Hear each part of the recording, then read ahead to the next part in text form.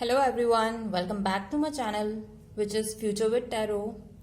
Guys, ये जो reading होने वाली है वो होगी कैप्रिकॉर्न के लिए and what is coming towards you in the month of October regarding your love life, career, business, professional life etcetera.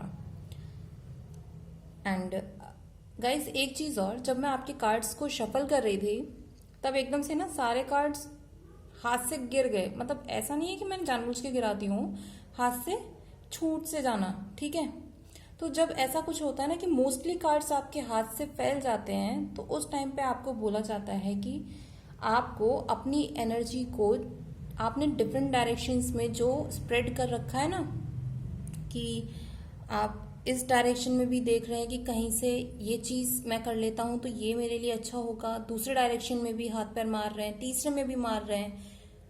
And ये रिगार्डिंग योर बिजनेस या मनी के लिए भी हो सकता है और लव लाइफ के लिए भी हो सकता है. तो आपको पहले तो शांत हो जाइए, मेडिटेशन कीजिए, अपनी एनर्जी को एकत्रित कीजिए, एक जगह पर लाइए एंड फोकस करिए अपनी एनर्जी को सिर्फ किसी एक चीज पर. ठीक है, जब आप ऐसा कर लेते हैं अक्टूबर के मंथ में, जब आपकी एनर्जी एक जगह पे आप यूटिलाइज कर पाए, फिर आपको क्या करना है कि आप एक काम पकड़िए. जो भी काम पकड़ेंगे उस पे आप 100% काम कीजिएगा. ठीक है, 7 ऑफ पेंटिकल्स दिख रहा है फर्स्ट कार्ड आप लोगों को. तो इसमें ऐसा भी कुछ हो सकता है कि आपको कुछ ना कुछ ऐसा काम करना होगा जो कि आपके हैंड्स को यूटिलाइज करे. हाथों का इस्तेमाल करते हुए जो भी आप काम करना चाहते हैं या बिजनेस, मतलब कुछ ना कुछ ऐसा हो. आप टैरो कार्ड रीडिंग भी कर सकते हैं अगर आप इंटरेस्टेड हैं या अगर आपको आता है, या फिर आप ड्राइंग, पेंटिंग या फिर पॉटरी का वर्क जो होता है, मतलब हैंड से रिलेटेड कोई भी स्किल अगर आपको आती है तो वो चीज़ ना आपको करियर में बहुत हेल्प करने वाली है. आप उसको यूटिलाइज कीजिए. और अगर जो बच्चे इस रीडिंग को देख रहे हैं तो आपके लिए सीधी सीधी ये चीज़ आ रही है कि भाई अगर आप बोल कर पढ़ रहे हो ना कोई भी चीज़, तो कोशिश करो उसके शॉर्ट नोट्स आप अपने हाथों को यूज, क्योंकि इसमें हाथों का यूज बोला गया है, तो बेहतर होगा आपने जैसे पूरा चैप्टर पढ़ लिया या पैराग्राफ भी पढ़ लिया. चैप्टर तो बहुत लंबा हो जाता है. अगर आप एक पैराग्राफ या एक पेज पढ़ते हैं उसके बाद आंखें बंद कीजिए, थोड़ा सा उसको रिवाइज कीजिए अपने माइंड के अंदर. फिर जो आपको पॉइंट्स याद आते जा रहे हैं ना, सिर्फ पॉइंट्स, ये नहीं कि पूरी रामायण लिखनी है, वो चीज़ नहीं, पॉइंट्स में अपना लिखना शुरू कर दीजिए. फिर उसके बाद उस पैराग्राफ को दोबारा पढ़िए और फिर देखिए कि वो जो आपने पॉइंट्स लिखे थे उसमें से कुछ और बच तो नहीं रहा है. इस तरीके से भी अगर आप काम करते हैं स्टूडेंट्स स्पेशली, तो आपको बहुत हेल्प मिलने वाली है अपने एग्जाम को क्रैक करने में, क्योंकि ये क्या करता है कि हमारे माइंड में ना चीज़ों को और अच्छी तरीके से इम्प्रिंट कर देता है. सेकेंडली, जब हम ऐसा कर लेते हैं तो फिर उसके बाद आपके लिए जजमेंट का कार्ड है. मीन्स आपने जितनी भी मेहनत करी है ना उसके बाद आप अपना सब कुछ अब भगवान पर छोड़ दीजिए.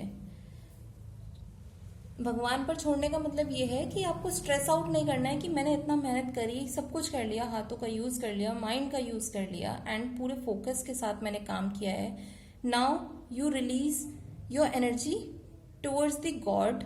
उससे क्या होगा, जो आउटकम आना होगा वो आपको पता चलेगा. एंड आउटकम अगर हम देखते हैं उसके नेक्स्ट वाला कार्ड है किंग ऑफ पेंटिकल्स. तो जिन लोगों ने बिजनेस से रिलेटेड अगर इस चीज़ को देखा जाए तो उसमें यह है कि आप एक किंग की पोजीशन में आने वाले हो. इतनी मेहनत के बाद, इतने फोकस के बाद भगवान भी आपको ये बोल रहा है कि चलो भाई, मैंने जैसा सोचा था कि आपने उतना काम कर दिया है, अब मैं आपको रिवॉर्ड दूंगा. तो आपकी जो एनर्जी है ना किंग ऑफ पेंटिकल्स, यानी कि पैसे से तो आप बहुत अच्छे होने वाले हो, आप ग्रो करने वाले हो. सेकेंडली, वैसे भी कैप्रिकॉर्न आपकी रीडिंग में ना बहुत सारे मेजर अरकाना कार्ड्स आए हैं. ठीक है, तो ये बेस्ट पार्ट है आपका और ऑलमोस्ट सारे ही येस हैं. जजमेंट वाला कार्ड थोड़ा सा अनसर्टेन होता है, आप ये कह सकते हैं, बट स्टिल जब मेजर अरकाना में और भी कार्ड्स हों आपकी रीडिंग में एंड वो पॉजिटिव कार्ड्स होते हैं तो ऑब्वियसली आपकी रीडिंग भी पॉजिटिव ही मानी जाती है. ओके, एंड अगर हम नेक्स्ट कार्ड देखते हैं एम्प्रेस. यस, एम्प्रेस की एनर्जी कैसी होती है, क्वीन तो नहीं कह सकते, वो तो बिल्कुल ही मैच्योर और एक अपनी पूरी कंप्लीट पावर में होती है। क्वीन की डिफरेंट एनर्जी होती है, मतलब होता वो सेम ही ऑलमोस्ट, बट जो एम्प्रेस होती है ना, अब आप उसके इर्द गिर्द दे सकते हैं कि वो अपने थ्रोन पे बैठी हुई है, आराम से बैठी है, और उसके हाथ में भी एक छड़ी टाइप है, मतलब वो मैजिक कर सकती है, जो चाहती है उसको वो मिलेगा, है ना। आप उस वाली एनर्जी में हो, आपकी जो फेमिनाइन एनर्जी है वो बहुत अच्छी है, आप मैजिक कर सकते हो अपनी इंट्यूशन की हेल्प से। एंड ग्रीनरी में बैठी हुई है, तो कुछ लोगों को तो ये भी बोला जाएगा कि आपने इतना काम जो किया है ना, थोड़ा सा जाइए ग्रीनरी में भी बैठिए, आपका माइंड रिफ्रेश होगा। इट माइट बी पॉसिबल कि आपको नेचर में होने की वजह से ना आपको कुछ ऐसे आइडियाज इंस्टेंटली क्लिक कर जाएंगे, कुछ ऐसा मैसेज आ सकता है, कोई मैसेंजर बर्ड की फॉर्म में, मतलब बर्ड, अब यार बर्ड तो नहीं बोलेगी आपको, लेकिन ऐसा हो सकता है ना, जैसे हम कभी कुछ सोच रहे होते हैं माइंड में, एकदम से पीछे से चिड़िया ने चहकाने की आवाज आ जाती है, तो एक ये भी साइन हो सकता है कि आप इस चीज पर आगे बढ़ सकते हैं, इस पाथ पर आगे बढ़ सकते हैं, और ये आपके लिए सही पाथ है। एंड आपकी जो रीडिंग में ना फीमेल एनर्जी है अच्छी खासी है, मतलब आधी फीमेल एनर्जी है आधी मेल एनर्जी है, तो ये वही हो गया, आपको अपनी मेल एनर्जी और अपनी फीमेल एनर्जी दोनों को कंबाइन करके उसको पॉजिटिव वे में यूज करने की जरूरत है।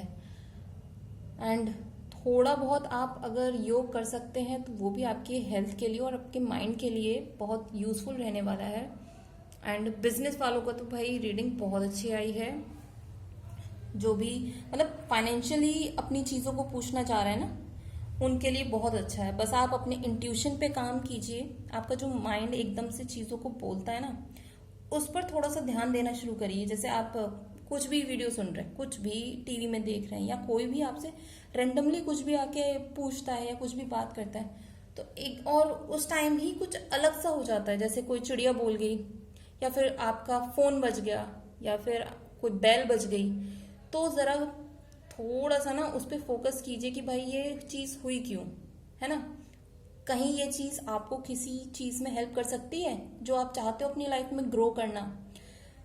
क्योंकि ऐसे होते ना, भगवान तो ऊपर से उतर के आपको नहीं बोलेंगे कि भाई मैं तुमको ये कहना चाहता हूँ, तुम ये काम करो, तुम इसमें सक्सेसफुल होगे, नहीं। वो छोटे छोटे इंस्टेंसेस ऐसे होते हैं जो कि आउट ऑफ द बॉक्स, हमें पता भी नहीं होता, वो एकदम से हो जाता है, हमें लगता है अरे यार ये क्या हो गया, हम उसको बस ऐसे ही इग्नोर मार देते हैं। बट आपको इस टाइम पे ये नहीं करना है, आपको चीज़ों को ज़रा देखना पड़ेगा। एंड सीरियसली आपका टाइम बहुत अच्छा है। एंड सेकेंडली, जो लोग स्पिरिचुअल जर्नी में जाना चाहते हैं, आपके लिए भी ये टाइम पीरियड बहुत अच्छा है। बट वही बात आ जाती है कि आपको अपनी एनर्जीज को कंट्रोल करना होगा, एंड तभी चीज़ें आपके लिए अच्छी होने वाली हैं।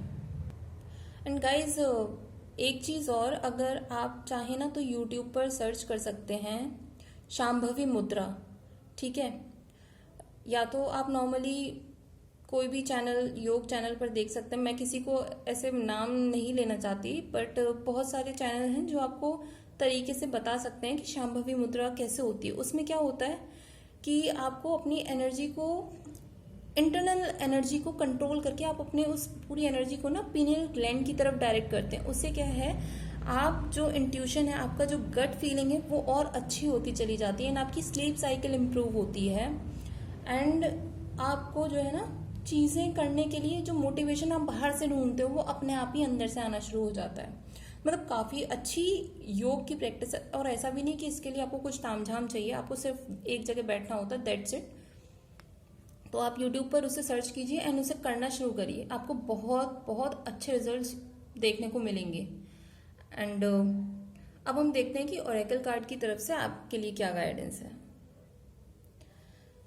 तो गाइज, मोनोलॉजी ओरेकल कार्ड की तरफ से आपके लिए तो यही मैसेज है कि believe in the impossible. Obviously जब हमारी स्कैटर्ड एनर्जी को हम एक पॉइंट पे लाकर फोकस करते हैं ना, तो ऑब्वियसली चमत्कार होते हैं। वही वाली बात है, सूरज इतनी दूर से किसी चीज में आग लगा देगा, हमें लगता नहीं है, बट हम जब उसके सामने मिरर लाते हैं, उसको फोकस करते हैं उसकी लाइट को, तो आप उससे ना आग लगा सकते हैं। वो वाली एनर्जी है, आपको उस पूरी स्कैटर्ड एनर्जी को एक पॉइंट पर लाना होगा, उसको एक जगह फोकस करना होगा, तब आप जिस फील्ड में चाहते हैं उस फील्ड में आग लगा सकते हैं, क्योंकि इसमें ना फाइनेंशियल भी गेन्स मुझे दिख रहे हैं अक्टूबर के मंथ में। सेकेंडली, जो लव लाइफ से पूछना चाहते हैं उनको तो बस यही बोला जा रहा है, भाई अपनी एनर्जी को अपने एक रिलेशनशिप पे लगाएं, स्कैटर्ड मत कीजिए कि भाई उसमें ये चीज़ मिल रही है, दूसरे में ये चीज़ मिल रही है। नहीं, आपको जो इमोशनली फुलफिलिंग कर रहा है ना, सोसाइटी को देखिए, पर इतना भी मत देखिए कि चीज़ें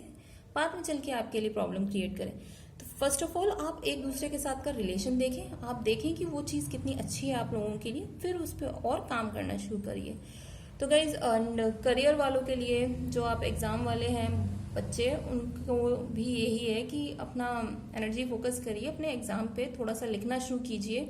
अगर लिखने की आदत नहीं है, मैं ये नहीं कह रही कि नोट्स बनाइए, बट आपने जितना पढ़ लिया ना उसको पॉइंटर्स में रिवाइज कर लीजिए, या फिर आप बुक में ही लाइन खींच लीजिए कि भाई ये एक पॉइंट है जो कि मुझे अपने माइंड में रखना है। ये बहुत अच्छी टेक्निक होती है, क्योंकि जब हम रिवाइज करने जाते हैं ना, तो जब मार्क वर्ड्स को हम पढ़ते हैं तो आधी स्टोरी हमारे माइंड में ऑलरेडी आ जाती है।